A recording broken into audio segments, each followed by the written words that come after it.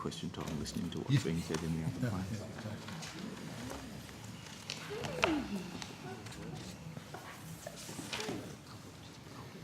You can stay. Please stay. Come on.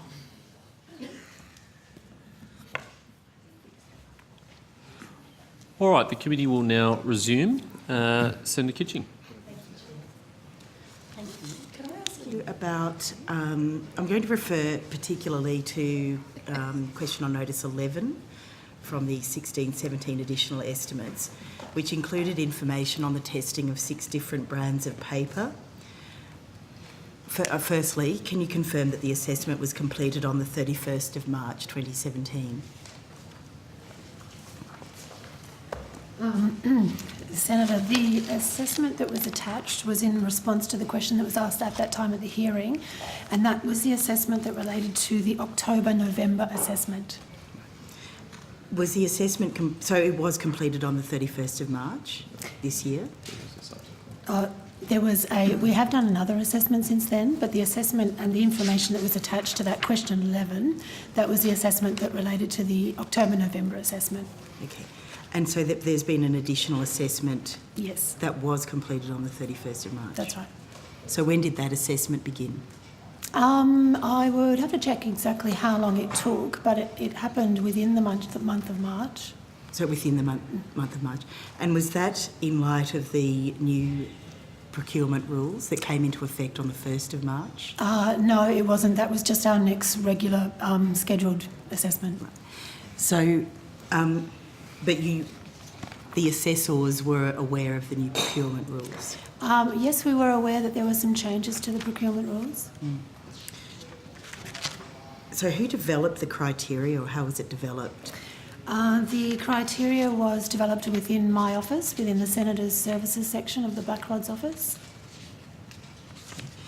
And was the criteria the same for the October-November 2016 as it was for the March 2017? I'll just have a quick look at it, and I think that by and large it would have been the same. That's right. Okay. So I notice on that you've provided a column for price per ream, value for money ranking. Could you just explain how the value for money score is calculated? Yep, sure. Given it's different to the ranking out of 5 that's used for the other criteria. Yep.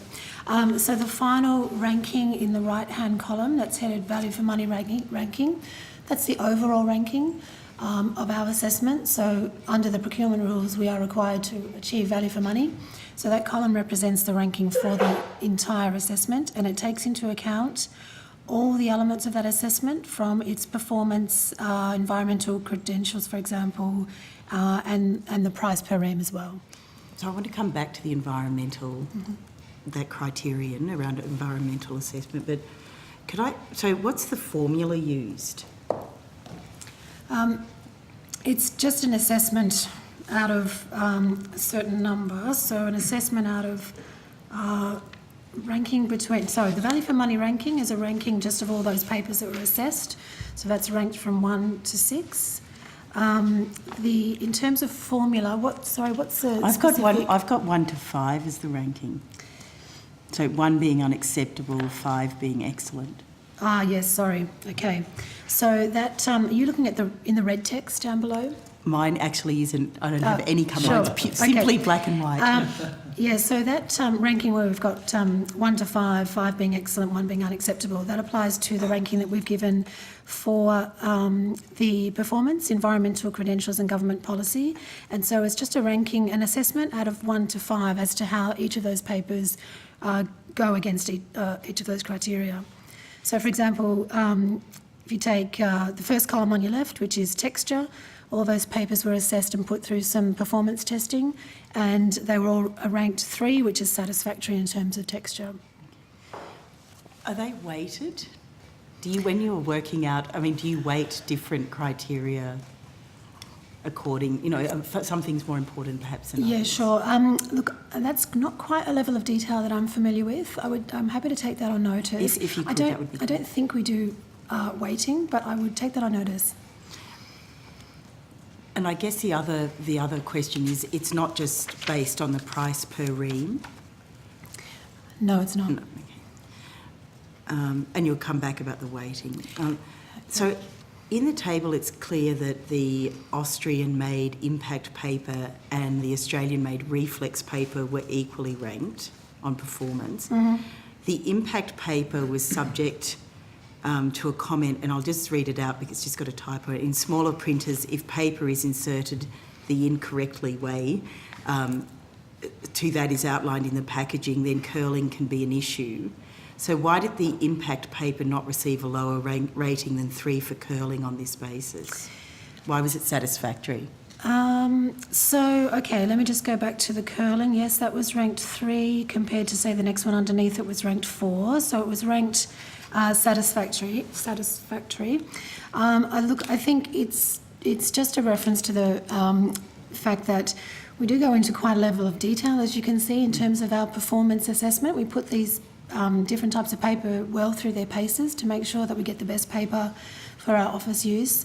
That one, I would I guess the comments reflected themselves that whilst there was a problem, and you really have to be inserting it the wrong way in order for that problem to realise. So I don't think we considered that to be significant enough to reduce it from the 3 to the 2.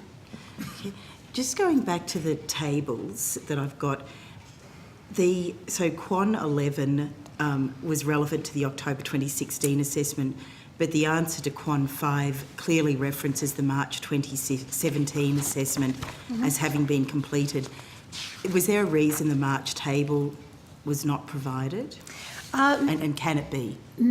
It certainly can be provided. The reason for it not being provided was that the request for the criteria and the results just attached to that October-November assessment, and it wasn't specifically asked for in relation to the most recent one, but I'm happy to provide it. Okay, yeah, okay.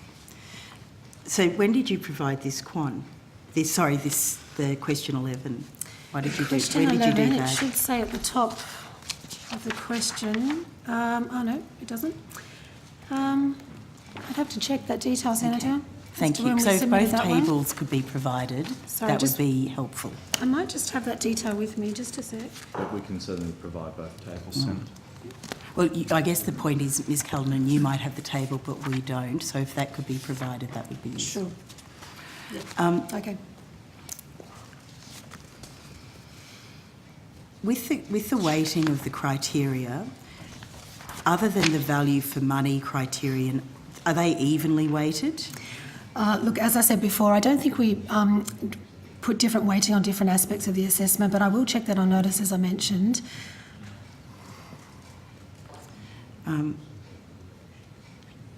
So based on the table I'm looking at, it would appear that the definitive factor that separated the impact paper from the reflex paper was value for money. Is that correct?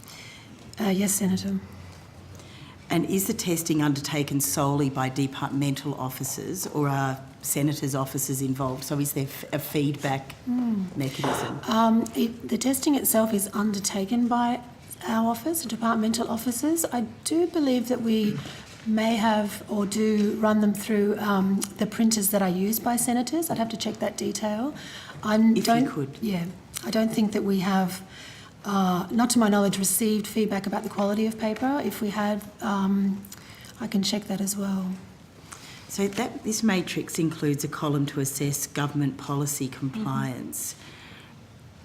And the potential suppliers were ranked satisfactory when it comes to complying with government policy. Is that correct? Yes, that's right. How did you assess compliance with government policy? So compliance with government policy is a requirement under the procurement rules. There are a small number of procurement connected policies which we refer to. One of those is the Indigenous procurement policy, for example. Other than that, we don't really have the resources to ensure a review against all government policies. As you could imagine, that would be quite a substantial undertaking. We have, for example, considered the work of the Anti-Dumping Commission, since that was brought to our attention through this estimates process, and that's incorporated in that government policy compliance column. One other thing we do in relation to policy compliance is that we rely on the fact that we get our paper through the whole of government procurement panel. and that panel is managed, I understand, by the Department of Finance, and we would assume that that the Department of Finance would undertake their own checks before placing various items on that panel arrangement. So other than the factors that you've listed in that response, were there any other specific factors you did consider? Just the factors set out here in the criteria. So you've indicated that the October-November 16 assessment and the one that was done in March 2017 were essentially based on the same criteria. Yes. And obviously I haven't looked at the March 17 one, but are you, and you're aware the government procurement rules, the new ones came into effect on the 1st of March. Mm-hmm. Did you, when you were conducting the March assessment, did you take into account the new Commonwealth procurement rules? Yes, we did. My understanding of the main changes in relation to those rules was to update certain aspects of the relevant division, Division 2. One of them was to include value for money and benefits to the Australian economy, which requires procurements above $4 million to consider the economic benefit of the procurement to the Australian economy, for example. Ms Cullen, did you just say that you purchased under the whole of government? Because I'm aware that... Sure. Yes, that's right. Yeah, so Yeah. paper usage, and I'm aware from the Senate Select Committee, or the Joint Select Committee on Government Procurement, that we had some evidence in relation to the fact that the use of paper is obviously diminished, perhaps as people become more technologically able. But what are you, so it's $4 million, but there's other criteria listed in there, so, in the new procurement rules. So, for example, let's take the value to the Australian, the benefit to the Australian economy criterion. Was it, how then did impact win that, given that Reflex, which is Australian, I'm just going to come back to the table. Reflex is from Australia, Impact is from Austria. Sure. How was that was their consideration given to the new procurement rules around that point? So, Senator, with reference to the bit that I just quoted before, that requirement, as I understand it, relates to procurements over $4 million. When our department procures paper, we procure a relatively small amount of paper, and it would be under $100,000. It might be something like $60,000 a year, for example. That's just a rough estimate. But isn't the whole of government procurement for paper?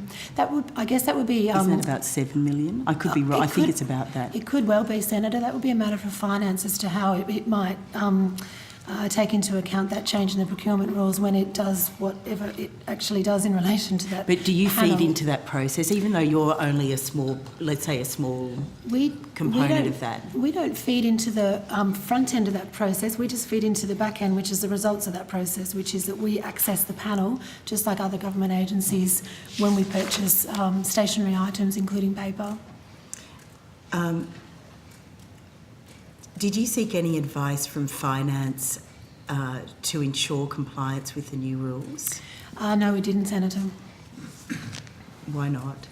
Well, because the obligation is us on as an agency to ensure that our own practices comply with our obligations, including the Commonwealth procurement rules, and so we do our due diligence to make sure that we feel that we're complying, rather than going to seek some sort of approval or endorsement from the Department of Finance. If we did have a concern and we wanted to get some clarity on a certain matter, we could certainly contact our department to seek some guidance and get clarity, but it's not a formal process of getting their endorsement, I guess. So you wouldn't feel the need to get to get some guidance on considering the economic benefit to the economic benefit of procurement to the Australian economy? No, Senator, not insofar as I understand what that requirement is, which is that it relates to procurements over a certain dollar value, which we are nowhere near. Are you aware of the country of origin of copy paper purchased by the House of Representatives? I might be. I think they might purchase. I can't be definite, I'm afraid, Senator. I think I'd it's- rather not. Well, it's Staples, Right. which is 100% Australian-made, recycled, carbon-neutral paper. Okay, that could well be the case.